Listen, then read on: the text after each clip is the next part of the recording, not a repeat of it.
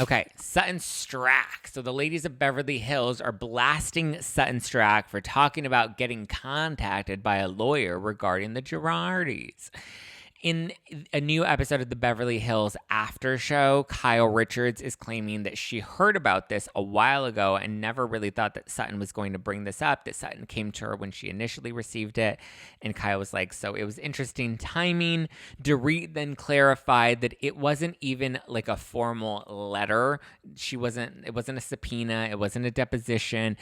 Dorit's clarifying that it was actually just an email that Sutton received that was asking if she wanted to participate because she had been so vocal on the show, because she had said that she had heard a rumor about, somebody wanting to leave the law firm because of some shady business dealings, and their wife told them to get out, so the attorney left. So because she was so vocal about that and brought that up on the show and talked about it at the reunion about hearing rumors, this attorney emailed her and said, hey, are you interested in providing some information? Are you interested in turning in, any details that you may know? Sutton ultimately clarified at the last reunion that she doesn't know anything.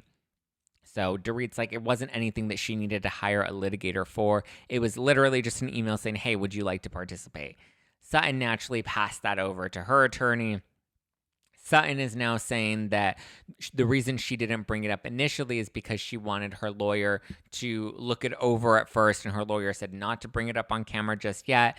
Not until eventually Erika claimed that Sutton was a liability to Garcelle as a friend. Once that comment came up, Sutton was kind of like, well, I'm not a liability. And she said at that point her lawyer had given her the green light, obviously because she wasn't being deposed. It wasn't like anything, she wasn't legally tied to anything. And if she already had a lawyer, then she wouldn't have needed to hire an independent litigator to answer any questions, especially if, according to Dorit, it was all voluntary and they were just asking if she wanted to come forward on her own. They weren't necessarily requiring or requesting anything. If anything, she could have just ignored it altogether. But for whatever reason, it sounds like she hired a litigator and then wanted to make it seem a lot bigger once she brought it up on the show, which Dorit and Kyle were like, we're really bothered by that because we know what it actually was, and it wasn't as salacious as she was claiming that it was. She received an email. Now, in the actual episode, though, Sutton does mention something about not wanting to go to Chicago. She's like, Chicago's a nice city, but I don't really want to go to Chicago, which leads me to believe that the lawyer that contacted Sutton was actually Jay Edelson of Edelson PC. We know he's the one that was suing Erika for $2 million in Chicago regarding the Lion Air case that Girardi Keese formerly represented. Edelson PC was co-counsel on that case.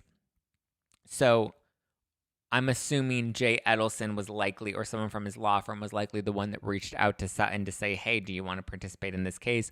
We know that case was ultimately dismissed, and Jay Edelson has reopened or refiled that case here in California under much bigger charges, and it's well beyond $2 million. He's seeking $25 million, which, after reading the documents myself and after also discussing it with Emily D. Baker, he's likely not going to be getting that $25 million and is probably not even interested in that $25 million. And if you actually go through the lawsuit itself, you're like, really? You're really going to try to turn $2 million into $25 million? Like, that's a really big stretch. But I think he's casting the net so big that way he'll likely fall within that $2 million mark to make sure the clients get their money back. He's claimed to have already given the clients that $2 million out of his own pocket or out of his firm's pocket.